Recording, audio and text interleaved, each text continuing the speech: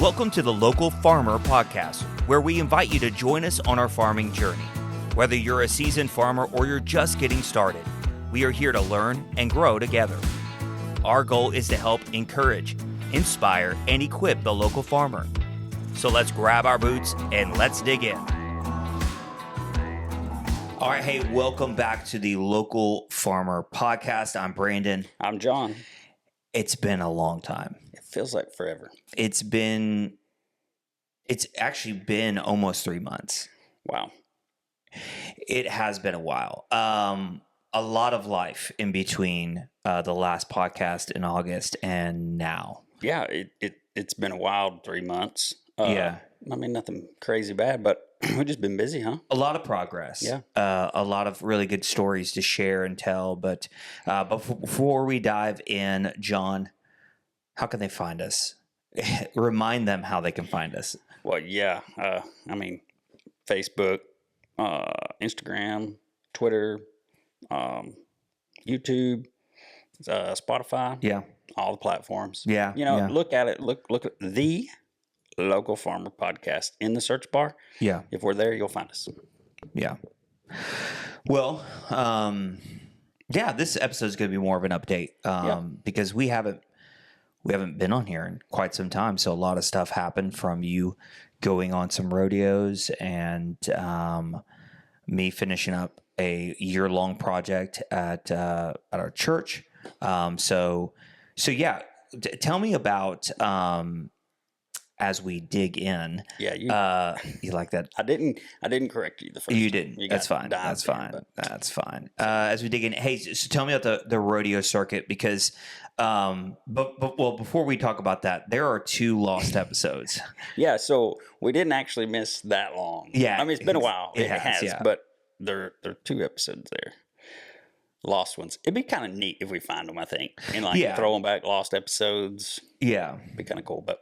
Maybe they'll turn. Yeah, hopefully we can find them. But we talked a little bit about a rodeo that you had went on that was very professional in a lot of different manners, and really just kind of travel updates and stuff like that. So you missed a little bit. Hopefully we'll be able to find them at some point. There's 2 pieces to this, and we lost one of the pieces. So, but also, we had another episode where we talked, I think a little bit about Boris, right. Which ended up being our, 680. Okay, we'll go there. We keep rounding them up to 700. Maybe. But, yeah, we'll get there. That we took off property and processed and all that stuff. So we kind of talked a little bit about that. So that's kind of about those episodes right there. But tell me about like the rodeo that or the couple rodeos that you've gone to. Like, what are some of the things that you've enjoyed doing, but also like, tell me about the students, like the stuff that your daughter's been able to learn and grow and do. Yeah, I mean, she's part of Tennessee high school rodeo team. And they also have a junior high, too, for 6th and 8th grades. And sometimes those rodeos meet together for a big rodeo. Sometimes they're in separate places per weekend. But we've participated in 4 the first half of this year. And I keep telling her it's a building year. Yeah.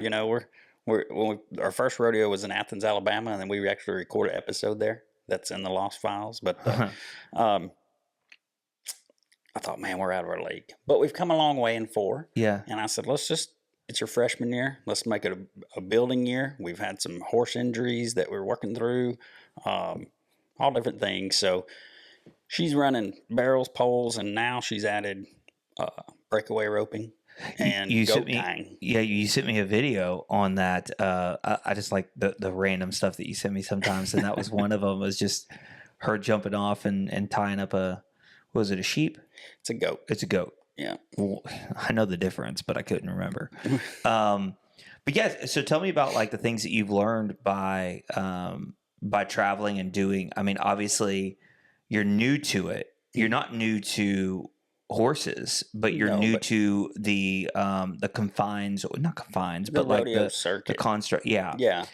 I mean, there's rodeos everywhere. I mean, a lot of our viewers probably been to one. A lot of those are adults or amateur or professional rodeoers. This is rodeo that's just like the adults. They got the announcers and the sponsors and it's a show. But it's all high school students, and so I think that makes it more interesting, actually. a lot more bloopers, which Oh, I'm sure. we all like going to the races and seeing the wrecks, Yeah. and we don't want to see people get hurt, but you get a lot more bloopers in there. Oh, I'm sure. Especially, actually, the goat tying Yeah. is the funniest sport I've ever seen. And that's where Aubrey's like, I got to get into that. So many of these girls, I mean, they're jumping off a horse, running wide open into Yeah. the arena, then to run to the goat and catch it, flip it, tie it. And I can't tell you. I mean, my daughter face planted on her last one, so I was laughing. Well, I mean, it's a learning thing. I mean, you just said about the professionals. I mean, they had to start somewhere. Yeah. And how do you think the camaraderie? I'd love to know a little bit about that. Of like, hey, everyone coming together from the students too. Like some of the stuff from your daughter, but also from you, because like when kids play football or they play soccer or whatever. There's a group. That's the families. They come together. So like, has there been a lot of that happening as well? Or is it kind of do your own thing? Or? It's something we did travel ball for a long time. And I told you, I think that's why you asked that question, because I told you, I said, Mm-hmm. the camaraderie in this sport, in this community is so much different. Yeah. The first event we went, I said, hey, we was parking a truck and trailer. And I was like, I don't know. I've never been to this. I said, you mind if I park between you? And the guy's like, well, no, I'm saving it for such and such, but hey, we'll fit you in. Go slide back here. I said, no, I'm good. He said, no, come on in. And I mean, so they come in, and then we ran in Cookeville, and we had a horse have an injury. And so the horse is limping back to you stall these horses. Most of these event centers have stalls that you rent. You put them in there. And so one of the guys was like, hey, man, that horse looks hurt, and my daughter's a little upset about it. Next thing I know, that guy's at the trailer with like a machine that does like a stimulation, and flexes their muscles, and he's checking it. He's calling his vet. His brother-in-law's a vet, and he's calling him. It's like 9:00 at night. So very interesting. I mean, we're all the same. We're all a family. And I think it's like that in agriculture too. You hear the stories back in farm, when everybody was a farmer, and, a farm had a barn burned down, or they're trying to get their hay up before the storm comes in, and all the neighbors come in. Yeah. And that's what's awesome about the farming and agriculture community is I don't see a lot of that. I mean, we're competitive. When she gets out there and runs a barrel, she wants to smoke everybody. Yeah. But it's funny because in the back we're giving each other help. Tips like, hey, and we want everybody to run their best. I know when we played travel ball, it was like, I don't like this team. Yeah. And there were reasons for that, but I mean, it was more of an actual rivalry. Yeah, but you have a team, so everyone has to play a part. This is more individual, so it's really on yourself in the sense, if she does a barrel time, that's her best. Right. So, I mean, she should be congratulated by everyone if she does a good job. The other person just didn't do a great job. Right. So, I mean, like, there should be encouragement on both sides, and that's kind of a neat thing when it comes to what you're finding with the people that are wanting to help. My wife, she's getting into gardening, and we've talked about that before, but like even friends of hers are like, hey, I'll bring some of my seeds that I have, and you don't have to pay for them. Like it's like, even, I know that's a little bit of a stretch of what we're talking about by the rodeo, but like the camaraderie of wanting to help. Well, it's that whole mentality of, like I said, agriculture. Yeah. Type of. Well, it's the competition, and I think that there are sides to it, obviously. But at the end of the day, no one's going in wanting to hurt somebody, and I think that. Rodeo started. It was just a bunch of cowboys that, they were bragging. I'm better at roping cows than you. I'm better at roping. They were having fun. They were friends, and they said, "Well, let's get out here and do a competition." Of what all your rodeo sports are. A reflection of something in real life they do. All your team roping, your calf tying, barrels. I don't know. Barrels was invented by a woman that went to rodeos, and they didn't have anything for women, so she decided, I'm gonna get my horse and I'm gonna run around these barrels, and so it became an event. But it's still, you are, out in West or on a big ranch or farm, a lot of large cattle operations will still use horses every day. Yeah. So.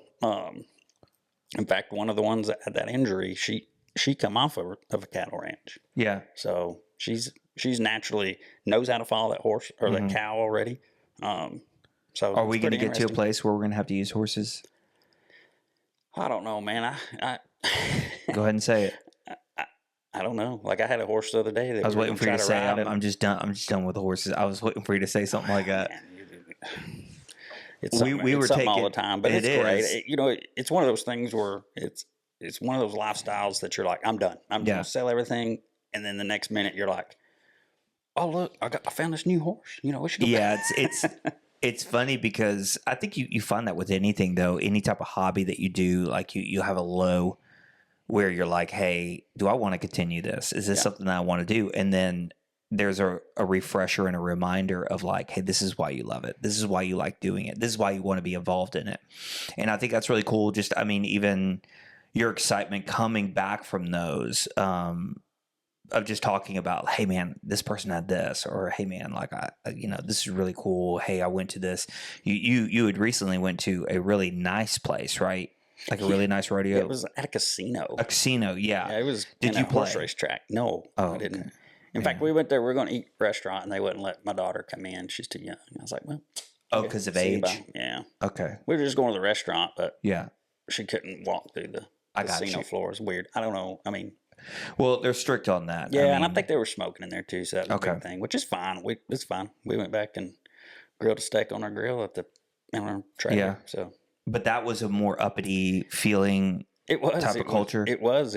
You know, just in the 4 runs that we've done this year, it's the complexes we go to. It's really interesting to see and see the different ways barns are built, and you know the grounds are kept and different things. But that was definitely upscale. They have a racetrack there too, so they have horse races. You know, like on a round track. In fact, we were looking at it. We were looking at the track, and the gates were open. Yeah. And you know, my daughter's one of her horses, Easter. He come off track. Yeah. And I was like, Armour, you ought to go get Easter and run around this course. And next thing we know, we look over there and they're closing the gates. Oh. I think they were like, those guys. those they're wanting rednecks, they're about to we get on. need to make sure we keep it locked up here. Yeah. So I mean, you've been doing a lot of that this summer, traveling around. Been real busy with that, you know, and that's a weekend thing. I mean, we're gearing up on Thursday. We're leaving out on the Fridays and you know home on Sundays. So that's took a lot of time. You know, back to the property. Just keeping up with the mow this summer. Yeah. Even with the dry, God blessed us with a dry winter. I mean, I know. So for us, it worked out. It worked out for us. So I mean, obviously, if you're already operating and you are in full swing, it wasn't the best. Right. But for us, it did work out mainly because it's just where we're at. Yeah, kept it dry, kept everything growing slow, so everything didn't get too out of hand. But we've worked in the last few weeks to really, you know, putting in the time to try to get that caught back up. And well, you're out there mowing. Yeah. I mean, I haven't been able to give it that much time on the mowing side, which is just miserable on like the equipment, the size of the equipment. Yeah. Because the size of equipment that we should be using is much larger. But, but I mean, even to where you were able to get it down to where we could take a step back and even change our plans off of where we were going to put fencing. Because our goal was the fall to put fencing up. It's the fall. It's the fall. So, you know, us putting fencing up right now, you know, we've got a little bit of time to achieve that goal. And I think we will. But it's like the race, you know, it's you're going, and then there's the finish line. I'm going to step it up. So we're in that mode right now. But now, I mean, because I would call it the lower field. I mean, that was such a swampy area for us getting, you know, in and out of stuff. But you realizing, hey, it's just because it wasn't taken care of. Yeah. That the grass was so high, the sun wasn't able to dry. I mean, it was just so much to where we learned, hey, this is usable space. It is. And even pivoting and going, hey, this might actually be our first field, is our lower field. Yeah, we went 180 degrees from the day one where we were going to start putting cattle to where we're putting cattle now that we're actually putting fence in. The bigger picture with that has to be, are you looking for the future? And even our conversations through that, looking and going, hey, if we put a gate in this specific spot, you know, what is that going to do when we build X over here? And I think that that's one thing that we're trying to do is we're trying to build for the future. We're trying to build to what we want, not necessarily what we need. And I think that's a little bit of a struggle too, because I'm sitting here going, just put a fence up. Right. Just put a fence up. And you're sitting here going, yeah, but I don't want to put something up I have to turn around and tear down. I don't want to put something up that's not, Yeah, take a little more time on the front end. Yeah. And get it right or close to right. You're never. Yeah. I mean, you're never going to nail it. You're going to be like, I wish I would have moved that. But at least try, slow down. I tell my kids that all the time. I'm like, slow down. Yeah. Do it right the first time. And you want you to tell your kids this? Yeah. I've seen you where you get impatient. Oh, I've seen you get impatient, and obviously that's. See, I can't teach them patience because I have none. So. Yeah, well, but that's the other thing. I mean, I think I've used this analogy before. Just because there's a overweight gymnast coach doesn't mean she doesn't know what she's talking about.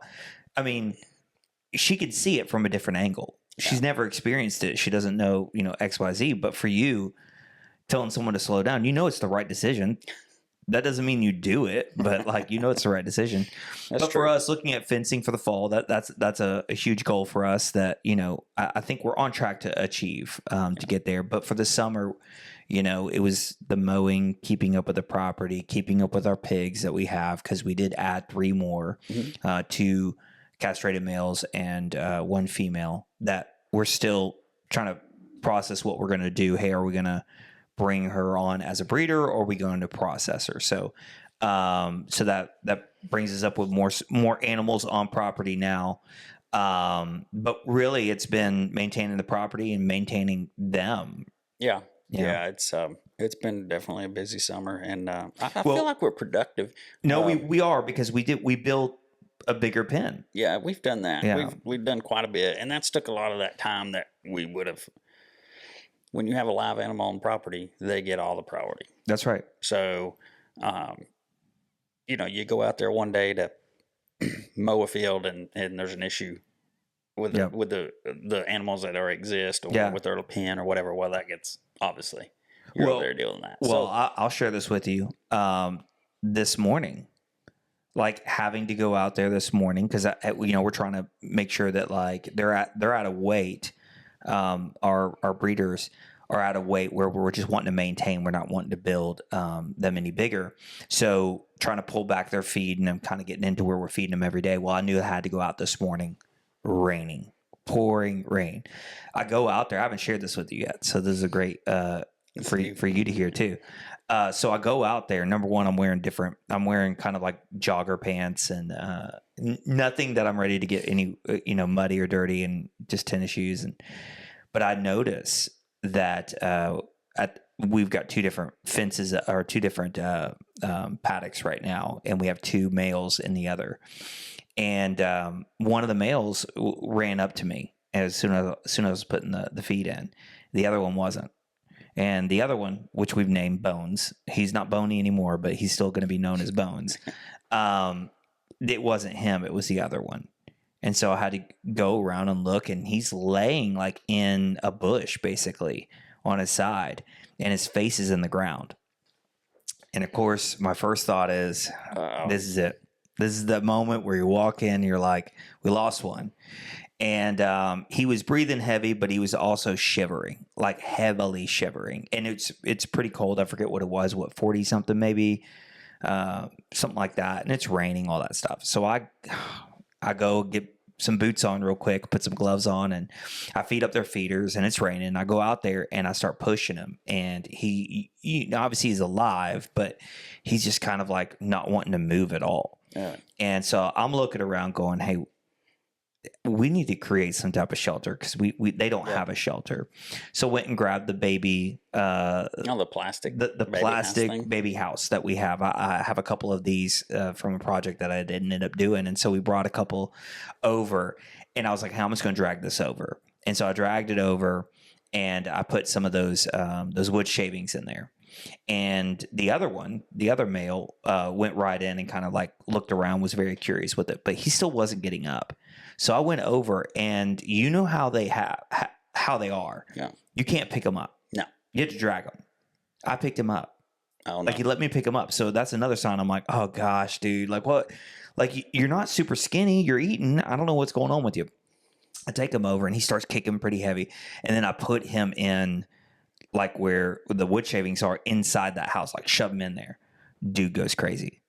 Like goes crazy, loving it, rolling around, throwing it up. It was like lethargic bones to like, I just gave him crack. I don't know what happened. It was almost like, where has this been all my life? So I even have a video I'll show you later, but he's just like loving it. It was such a big difference. So I was like, wow, just even changing. Obviously, he was cold. I know what it was, and he was just cold.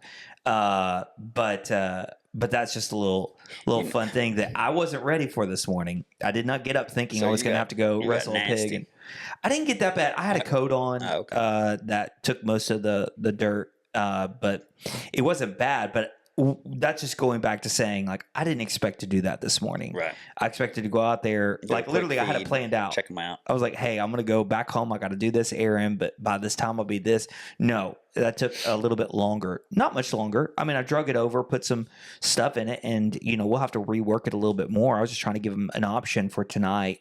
But things are unexpected on the farm. You don't know when you're going to have to step in little, crap in the morning versus, hey, it's going to be easy. Sometimes it's easy when you didn't expect it. So they are. And I mean, like, I've thought about this though, too, with that, when you were telling me that, I was thinking about a story, something I learned with a horse. I mean, we've had horses for 6 years. Yeah. And we were at that first rodeo and we had the horses in Alabama.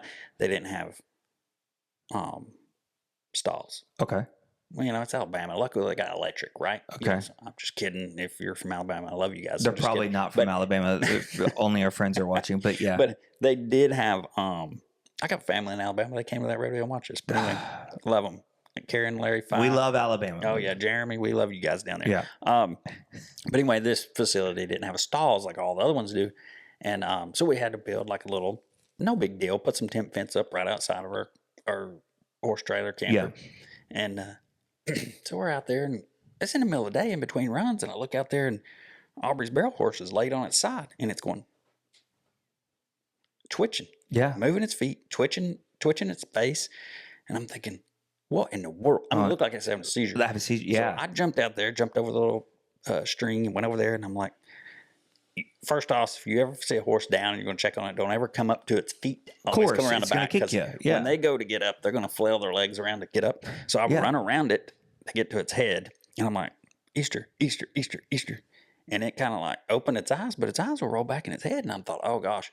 And I yelled at Jennifer. I said, grab me a lead rope. She throws me a lead rope, put it around its neck. And I'm like, I'm going to try to pull this guy up. And he sits up. And it gives me this look like, you know how animals can give you that look like, what is your problem, dude? So I'm still looking at him like, what's going on? So I got him to get to his legs, and I walked him around a little bit, and it's fine. So I'm thinking, did this horse have a seizure? Well, I get to researching it. I never read anywhere that a horse gets about 30 minutes of sleep a day, deep sleep. Yeah. And they will do that, and they will do dream. And I think he dreamed he was back on the track running. Yeah. My dog does that all the time. I mean, like when we're watching a movie or something, you'll hear, and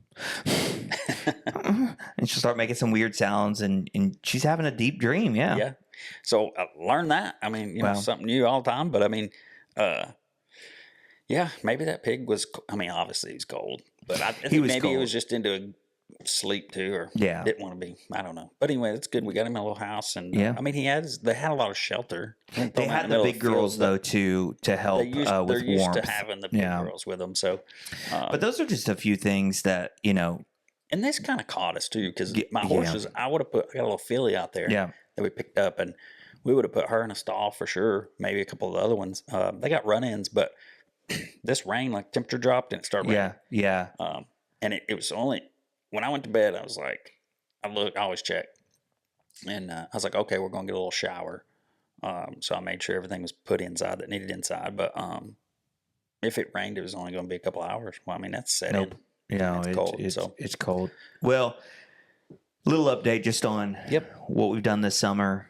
And we're back. We're back. We're still alive. We're still doing this thing. That's the other side to it. It's like, we're doing everything kind of slow and taking our time doing it. But we're doing it. I was even asking my wife, this morning. I was like, has it been a year? And she's like, I don't think it's actually been a year yet since because it was this year, right? Or was it No, it was this year. It was this year. Yeah, so it hasn't even been a year yet, and we're talking about potential, 2 other breeds of animals coming on the property potentially by the end of the year. Yeah. Maybe. But, even just where we're at right now, it's crazy. I mean, it really is crazy to look back to where we started, to what we're doing. Even the conversations we're having is very different from what I thought we would be having, from how big the fencing we want to put in on the property to, where, I kind of thought when we put the first fencing in for the pigs that was going to be the fencing. And now it's like, no, tore it down, tore it down, moved it. But we're learning as we go too. And that's the other thing is like, you've done cows before, you've done horses before, you even had, 1 or 2 pigs at a time. But at the scalability that we're going, like we're trying, like you have to be ahead of yourself. You can't be looking, which you do have to live in the now, but you do have to look and go, hey, as we build this, is this going to build to the infrastructure that we want? Or is this just a fix for now? Because there are some times that you have to do a fix for now. Yeah. But as we build, but we're learning, we're growing. And even with this podcast, we're learning and growing. So that's the name of it. Let's grow together. Exactly. So, hey, make sure that you like, you follow, you subscribe, you do all those things. And dude, we got some good ones coming up just with some great stories, I believe. We've been slacking on a podcast. Yeah. It's just hard for us to get together. That's right. You've got a family, I've got a family. Yeah. You've got property, I got a property. And so you're available and I'm not, I'm available, you're not, type of thing. You know how that goes. So, but we're trying to get into a routine here, make a priority, but that doesn't mean that we haven't been talking about content, because we have had some content. Let me tell you, got some great episodes coming up. Yeah. And we've kind of put those back and we're like, when we get back together, this is going to be an episode. This is going to be an episode. So we got some issues and some deals and some excitement and some drama and a whole whirlwind of things. Sometimes I think we need to carry cameras around because we'd be an awesome little reality show. You say that, but I want to like do something with, video on property and stuff like that, but I'm too busy in it. I'm in it and I'm like, I got to get this done. I can't worry about the other stuff, but a lot of really cool stuff coming up. And even when it gets colder, I mean, that's only a positive thing for the podcast because that kind of keeps us in a little bit more, allowing us to give you a little bit more content. So and subscribe, because if you subscribe, if we do have a week off, you don't have to look for us. If you subscribe, you'll get tap the notification bell too. Boom. Local Farmer Podcast is cool. So you can listen to us, and you don't want to miss us, do you? So they've missed us. I know they've missed us. So we're back. Hey, but once again, thank you so much for listening to the Local Farmer Podcast. Thank you.